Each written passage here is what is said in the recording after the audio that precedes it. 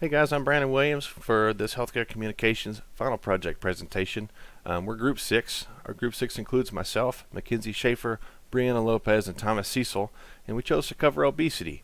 So kicking it right off the bat here, obesity is probably one of the most obvious yet most ignored problems of our generation, and several generations have gone by now. This has been an issue.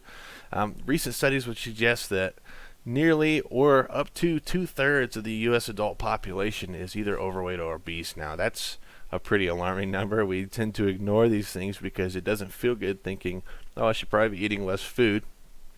Nobody likes to think that, so we put this on the back burner.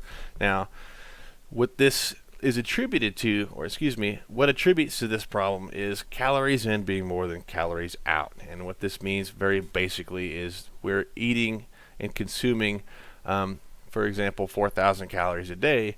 That's just it's a very exaggerated number. But if we're eating 4,000 calories a day, for example, our bodies are going to burn anywhere from 2,000 to 2,500 calories a day.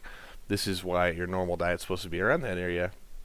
Those excess calories in there is going to be what the problem is. Now, studies would suggest that about per every 3,500 calories extra, so in excess of your regular 2,000, 2,500 calorie diet, that's going to equal about a pound of weight gain. So this doesn't seem like it's going to be something that becomes a large problem, but whenever you consider that all-day Netflix bender you had where you ate 2 large pizzas and a whole pan of brownies, then yeah, you could gain a pound that day. If you do that 3 days a week, because what else do you have to do, right?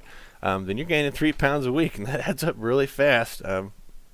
So that's basically what we're looking at here in terms of the very simple breakdown of what's happening. So let's talk about how we go about fixing the problem. Is it as simple as just eating less junk food or going to the gym every morning?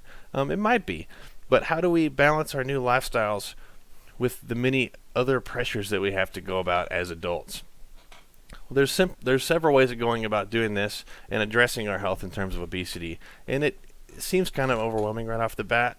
But maybe the best ways to do it aren't really complicated at all. Maybe they're not really as scary as we think they are. They're actually kind of simple. A couple of these strategies are going to be just being more mindful of our caloric intake. So this is just thinking about what we're eating per day instead of just going, I'm hungry, I think I'll eat 3 Big Macs, because I do that. So that's going to be our first way to do it, just being mindful of what we're eating. And secondly, it's just going to be regular exercise, and this could just be 30 minutes a day going out and walking, just something to stimulate your body, kind of kickstart that metabolizing process.